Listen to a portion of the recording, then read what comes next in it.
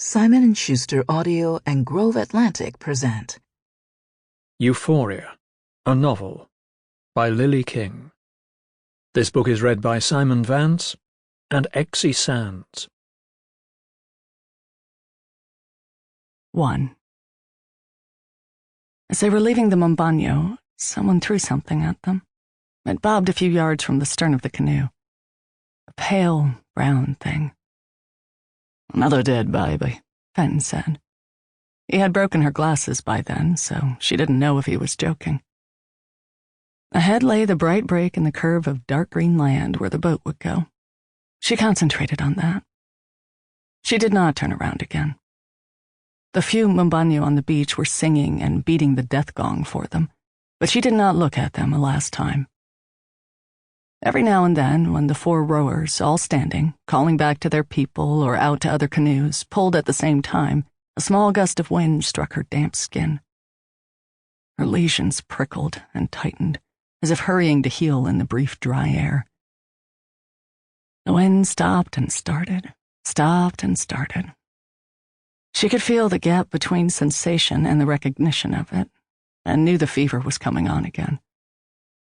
The rowers ceased rowing to stab a snake-necked turtle and haul it into the boat, still writhing. Behind her, Fen hummed a dirge for the turtle, too low for anyone but her to hear. A motorboat was waiting for them where the yacht met the Sepik. There were 2 white couples on board with the driver, a man named Minton, whom Fen knew from Cairns. The women wore stiff dresses and silk stockings, the men dinner jackets. They did not complain about the heat, which meant they lived here, the men overseeing either plantations or mines, or enforcing the laws that protected them. At least they weren't missionaries. She couldn't have tolerated a missionary today. One woman had bright gold hair, the other eyelashes like black ferns. Both carried beaded purses. The smooth white of their arms looked fake. She wanted to touch the one closer to her, push up her sleeve and see how far up the white went.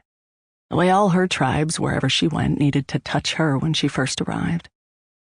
She saw pity in the women's gazes as she and Fen boarded with their dirty duffels and their malarial eyes. The engine, when it started up, was so loud, so startling, that her hands rose to her ears like a child's. She saw Fen flinch to do the same, and she smiled reflexively, but he did not like that she'd noticed and moved away from her to talk to Minton. She took a seat on the bench at the stern with the women. "What's the occasion?" she asked Tilly, the gold-haired one. If she'd had that hair, the natives would never have stopped touching. You couldn't go into the field with hair like that. Sample complete. Ready to continue?